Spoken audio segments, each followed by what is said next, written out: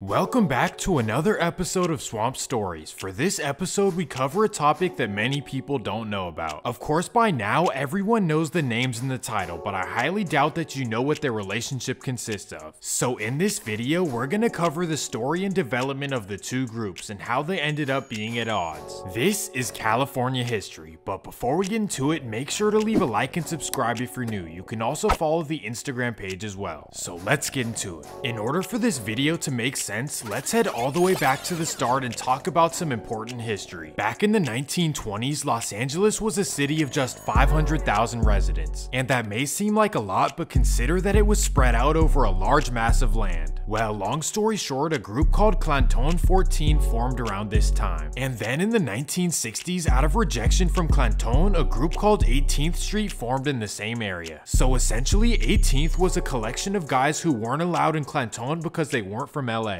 So the 1960s and 70s were all about 18th and CLANTON 14. We can cover this in a separate episode. And that takes us to 1980. Here is where the story starts. Everything started with a man named Ernesto Miranda. Okay, people in the comments are gonna flame me for how I said that, so let me try this. Ernesto Miranda. Congratulations! Anyways, Ernesto was born and raised in El Salvador during their wild years. Every day was chaos during the 1970s, to the point where he decided that enough was enough. So in 1980, by himself, an 18-year-old Ernesto moved to Los Angeles. He arrived with little to no money, but was able to pick up a job and rent a room in the Pico Union neighborhood. And here is where things get complicated. He began running into issues with local groups such as CLANTON 14 and the Rolling 20s. And that's when he realized Los Angeles was nothing like the movies. So after a short time, he didn't feel comfortable rolling alone any longer, so he got together with everyone who had moved from El Salvador. A group of around 10 people collectively got together and started a group called MS-13. They began growing fast throughout Los Angeles due to the large influx of Salvadorians. And these were not guys that you wanted to mess with. That's because they were trained professionally by US Green Berets. So it's safe to say that these guys were way more prepared than anyone in California. And since the very start, nearly everyone in LA despised MS due to their wild nature. It's mainly because they wanted to truly take over everything around them. Unlike the Hoovers or Black P. Stones who happily just claim and represent the area they're from, MS wanted to take over everyone else's area. And unfortunately, that tendency is the only reason for this story. Well, over the years, MS developed their tattoos, hand signs, and alliances throughout LA. And during this time, they decided to align with La M,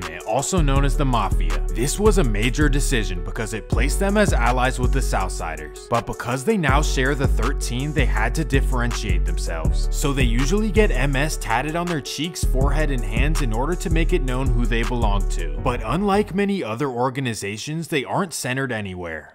Although they started out in Pico Union, it's not necessarily where they're centered. By the middle of the 1980s, they were spread out throughout LA. But the 1990s is when things got crazy. This is when MS started expanding to Central America. Despite popular belief, this was not some sort of elaborate plan. Instead, it was a consequence of MS members being sent back home. And when they arrived in El Salvador, they brought their LA culture with them. So during the 1990s, MS started spreading like a wildfire throughout the Northern Triangle area. And for those who aren't familiar, this consists of El Salvador, Honduras, and Guatemala. Many will tell you that ever since the expansion, this is where MS is the most active. But we're not here to cover MS's southern expansion. Instead, we cover their expansion up north. So let's get it started. The story starts out in the early 2000s because that's when MS started migrating up north. But just like the 1990s, this was not planned as well. Instead, many families from the Triangle area immigrated to the Bay Area and naturally brought their alliances with them. At first, they didn't think that this could be a problem, but they quickly realized that they were not very well received. On top of this, there were very few people representing MS. Instead, it was filled with people wearing red. And that takes us to the Nortes, or Northsiders, or Northerners, or whatever you want to call them. Either way, these guys are everywhere throughout Northern California.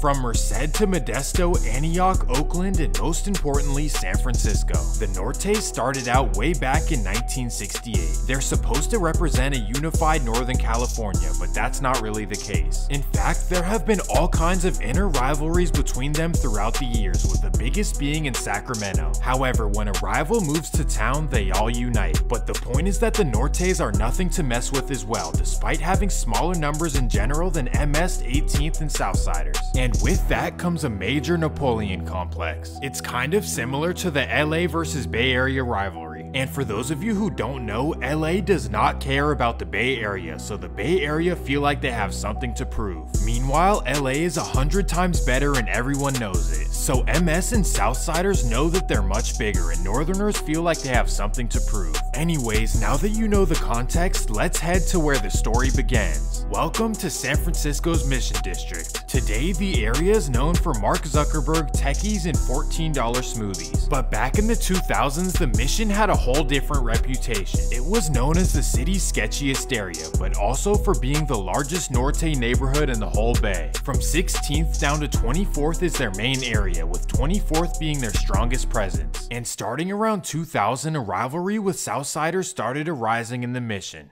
Slowly but surely, more and more members began moving into the Mission, and this established a way for MS to feel comfortable as well. So in 2002, a high-ranking MS named Luis Fentes decided to move into the Mission. His plan was to establish a presence in the Mission to help out the outnumbered Southsiders. So just remember that La M aligns with MS and Southsiders. So naturally, when Luis and other MS moved to the Bay Area, they rode alongside the Southsiders. And of course, this did not make the Mission District happy, especially given their history and pride. And that takes us to June 30th, 2004.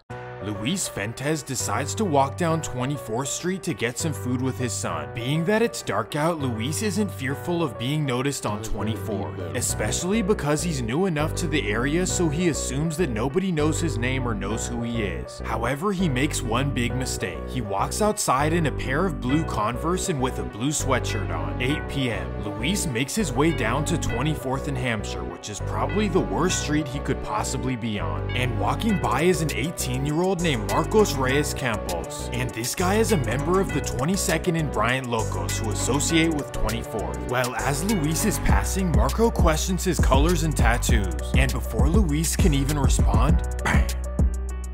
This incident was the very first of its kind in the Mission between MS and Northerners, and unfortunately it started a trend. After this, many more MS began moving to San Francisco, and one person stuck out more than any other. Let me introduce you to a young man named Edwin Ramos. Edwin was born and raised in El Salvador but moved to San Francisco at 13 to live with his grandma. That was the year 2000, and by 2003, Edwin had fully jumped into the life that his grandmother opposed. She happened to live in the Mission, which historically was not a problem for new residents. But for Edwin, he decided to represent MS despite knowing the consequences. Well, by 2003, he had gained a wild reputation for causing chaos. In fact, on October 22nd, 2004, he started a scuffle with a group of 24th Street Northerners for no reason. Shortly after, he was caught and was later sent to Log Cabin Ranch. This was a small facility for juveniles located in the middle of the woods. It was dedicated to youth who the judges believed were good kids misled by their environment, so it gave them an opportunity to live in nature with others alike. And this is where Edwin lived for the next 2 years, but unfortunately it didn't convince him to change one bit. And that takes us to March 24th, 2006. It's a typical Friday night in the Mission, which means good times, drinks, and a whole lot of partying. And on this night, 25th and CAPP is where the local 24th Street Northerners are gathered together having fun. Well, around 9 p.m., Edwin gets news of the gathering and wants to put it to an end. So from his grandma's house, he storms down to 25th. Right there, he sees 21-year-old Rolando Chino Vallardes. Chino happens to be enjoying himself with his friends, and that's enough to make Edwin angry. So that's when he approaches. Bang! Edwin quickly leaves and heads back to his grandma's. After this, the neighborhood was upset because Chino was a very popular character. Well, after doing this, Edwin knew that his time in the Mission was up. The numbers were simply not in his favor, so he decided to rent an apartment in a nearby city called El Sobrante. This is a secluded suburb of Richmond, pretty much hidden in the hills. But despite its suburban nature, the small city does have a Southsider presence. So within a week of living there, Edwin joined the local group known as Pasadena Locos 13. And because Southsiders and MS are aligned, this was not a big problem. But despite this move, he still had grievances in San Francisco. And that takes us to a forgotten about area of the city. Right near the south end of the city, you have a small area called the Excelsior, also known as the E. For a long time, this has been a Hispanic area, but overshadowed by the Mission. That's partly because they only represent their neighborhood instead of a color. However, out-of-towners like Edwin don't seem to know the difference. And that introduces us to the Bologna family. This is your typical middle-class family in the Excelsior, just minding their business. June 22nd, 2008. The Bologna family drive out to a family picnic in Fairfield, California. And after spending the day there, at 2:15 p.m. they head down Highway 80 back to San Francisco. At 3 p.m. they arrive to their home on Maynard Street in the Excelsior. And as they're pulling in, a black Chrysler 300 rolls up beside them. In the Chrysler is Edwin Ramos, and he does not hesitate.